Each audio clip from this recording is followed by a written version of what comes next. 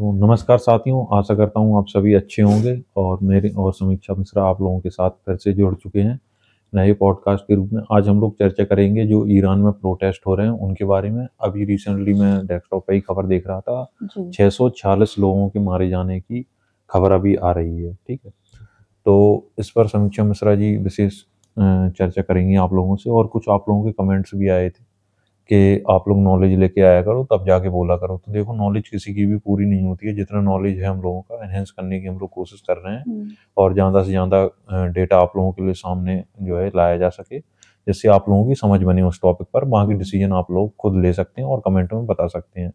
और बाकी जो आप लोगों का फीडबैक है उसको ज़रूर कंसिडर किया जाएगा। तो ईरान वाले मुद्दे पर आते हैं। ईरान में ये प्रोटेस्ट हो क्यों रहे हैं, इस पर क्या रिसेंट अपडेट है वो समीक्षा जी बताएंगी। फिर मैं इसके पीछे का कारण बताऊंगा, क्या क्या कारण है। और ये अब से नहीं चला जा रहा है, ये काफ़ी पहले से होते आ रहे हैं जी। जी। जैसा कि रिसेंट न्यूज़ में आ रहा है, समाचारों अंतर्राष्ट्रीय एजेंसियों से जैसी खबर प्राप्त हो रही है क्योंकि हम हम्म। यहाँ पर हम आईएमसी के स्टूडेंट्स हम किसी हम्म। भी प्री असम्पशन्स पर अपनी मनगढ़ंत कहानियों के आधार पर हम ब्रॉडकास्ट नहीं कर सकते हैं। तो हम केवल वही तथ्यों को लाते हैं हम्म। जो प्रकाशित हो चुके हैं या फिर एजेंसीज से जो खबर आती हैं। हम्म। तो अगर उनके आधार पर बात की जाए तो ईरान में ऐसा अभी से नहीं चल रहा है, बल्कि पिछले वहाँ की सरकार का दावा है कि हम्म। वहाँ पर लगभग 15 दिनों से ये जो चीजें हैं वो चल रही हैं और वहाँ के 31 प्रांतों में, यानी कि जैसे कि भारत है तो उसे कई राज्य है, वैसे ही ईरान है तो वहीं कहीं वहाँ कहीं वो बहुत सारी सिटीज हैं, उनके 31 प्रांतों में ऐसे प्रोटेस्ट हो रहे हैं। सबसे हम्म। पहले जो प्रोटेस्ट है, जो आंदोलन है, वो शुरू हुआ था महंगाई की वजह से, बेरोजगारी की वजह से, और जो डॉलर की तुलना में जो उनकी करेंसी। करेंसी होती है ईरानी रियाल, हम्म। उसमें गिरावट आ गई थी। तो हम्म। इसके खिलाफ जो थे लोग भड़कते हुए प्रदर्शन कर रहे थे।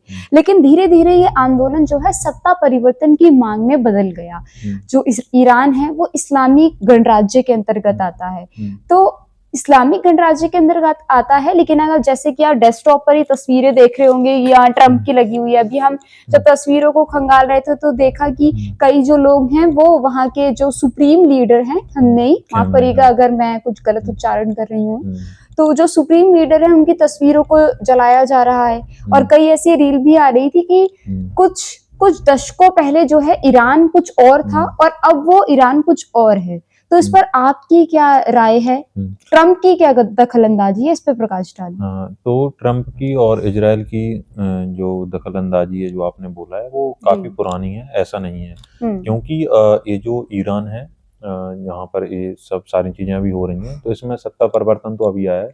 1979 में ये बना था इस्लामिक गणराज्य। यहाँ पे जब रेवोल्यूशन हुआ था कि सारे लोग इस्लाम को फॉलो करेंगे और एकदम से रिजिम लाया गया था। तो जो उस टाइम पर जो क्राउन वाला सिस्टम वहाँ पे चलता था, जो ऑटोक्रेसी वहाँ पे चलती थी, किंग वाली, कि राजा का बेटा ही वो सत्ता संभालेगा, तो वही उनके जो अभी बेटे हैं जिनको हटाया गया था वो अभी भी हैं और वो वापस लौटने की कोशिश कर रहे हैं ईरान के। जैसे ही होता है तो वहाँ की सत्ता संभालेंगे। लेकिन ये सब कहने की बातें हैं, अब आगे क्या होता है मुझे या आपको नहीं पता।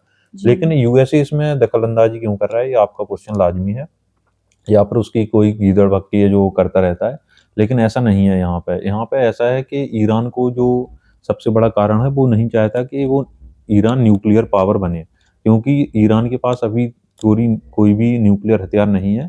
और टेस्टिंग जो वो छुप छुप के करता है, तो अमेरिका वाले मिशन चलाते हैं और उसको फेल्ड कर देते हैं।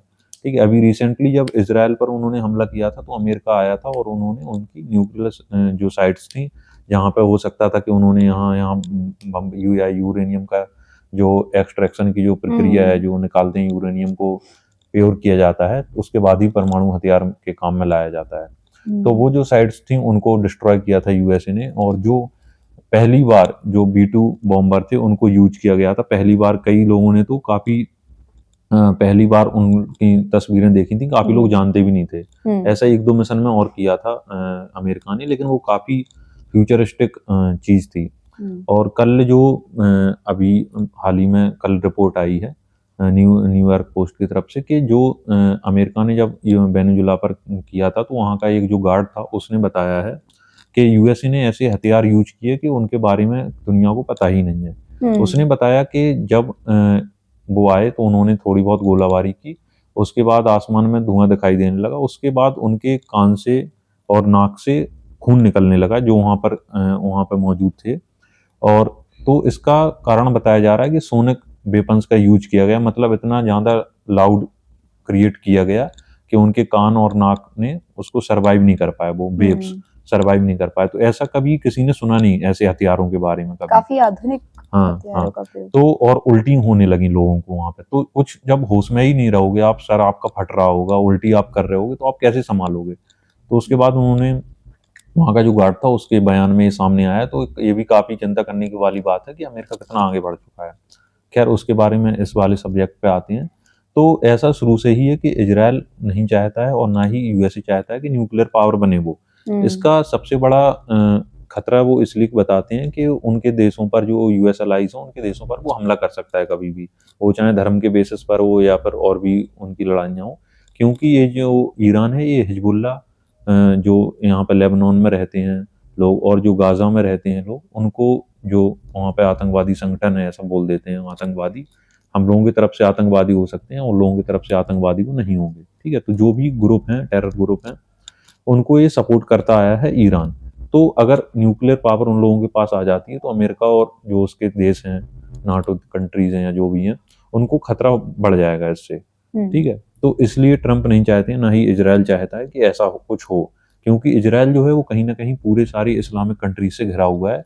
और अगर ईरान न्यूक्लियर वेपन बना लेता है तो वो उन कंट्रीज को भी सपोर्ट करेगा और गाजा को भी सपोर्ट करेगा, जो अभी गाजा से लड़ाई चल रही है उनकी 2-3 साल से। तो ये मेन सबसे बड़ा रीजन है। दूसरा रीजन है जो डॉलराइजेशन का है, जो पेट्रो डॉलर इकोनॉमी है, कि अगर डॉलर के बिना अगर आप बिजनेस करना चाहोगे तो वो नहीं करने देंगे। तो वो भी इसका एक बहुत बड़ा रीजन है। जो इकोनॉमिक सेंसस लगाए गए थे 2015 से, इसकी स्टार्टिंग हुई थी 2015 में लगाए गए, फिर 17 में, फिर 18 में, वो धीरे धीरे आके अभी बूम हुआ। क्योंकि जब आप किसी के उस पर लगा देते हो, उसको हटा देते हो, इकोनॉमिक सेंसस उस पर लगा देते हो, ट्रेड नहीं करने देते हो आप, ठीक है, तो फिर उनकी जो इकोनॉमी है वो संक्षिप्त हो जाती है। मान लो बाहर की चीजें लोग एक्सेस नहीं कर पाते हैं, जब व्यापार ही नहीं होगा तो आप पैसा कहाँ से कमाएगी किसी भी देश की गवर्नमेंट। तो आइसोलेशन क्रिएट हो जाता है, तो लोग उस आइसोलेशन को हटाना चाहते हैं अब, और जो यूथ पब्लिक है वो काफ़ी ज़्यादा इसमें शामिल है। तो यही सब अभी सिनेरियो वहाँ पे चल रहा है। और अब देखते हैं क्या है। अभी तो हाइपर इन्फ्लेशन की वहाँ पे सिचुएशन है, लोग पूरी इतनी गिड्डी, बड़ी बड़ी गिड्डी लेके जा रहे हैं, आप वीडियो देखिए, ट्रॉलियों भर के पैसा लेके जा रहे हैं, तब जाके वो कुछ खरीद पा रहे हैं। ठीक है, तो ऐसा चल रहा है। और यूरो में तो उनकी करेंसी 0 हो गई है, ठीक है, मतलब फ्री हो गया है यूरो अगर आप ले जाओगे तो, ऐसा शो कर रहा था कल। तो डॉलर में भी काफी लाखों में पहुंच गई है $1 की कीमत वहाँ पे, जो वहाँ की करेंसी है। कुछ लोगों का ये भी पूछना, ये भी मानना है कि आखिर वहाँ के सुप्रीम लीडर जो है उन्होंने क्या किया इस आंदोलन को रोकने के लिए।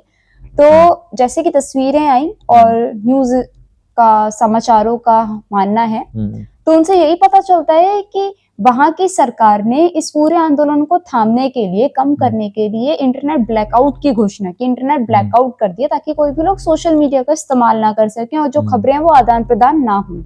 लेकिन इससे भी कोई जो प्रदर्शनकारी थे उन पे फर्क नहीं पड़ा, क्योंकि बहुत सारे जो दुकानदार थे, जो दुकानों के मालिक थे, वो सड़कों पर आ गए थे, वो पहले से ही आ गए थे। उनका देखे देखी जो है बाकी दुकानदारों और बाकी जो लोग थे, कई इंटरनेट पे ऐसी तस्वीरें भी सामने आई हैं, ऐसी वीडियोस भी सामने आई हैं जिसमें लोग ये भी बयान दे रहे हैं मीडिया को कि उन्होंने कितना ज्यादा कोशिश की कि वो बैंकों से अपने ही पैसे निकाल पाएं, लेकिन बैंक से भी वो पैसे नहीं निकाल पा रहे हैं। और फिर जब किसी की स्वतंत्रता को हम इतना छीनते हैं तो ये जाहिर सी बात है कि उसके अंदर की जो खुंदस है वो निकलेगी। और ऐसे करते करते कई संगठन बनने लगे, और जब संगठन बनने लग गए तो लोग सड़कों पर आ गए।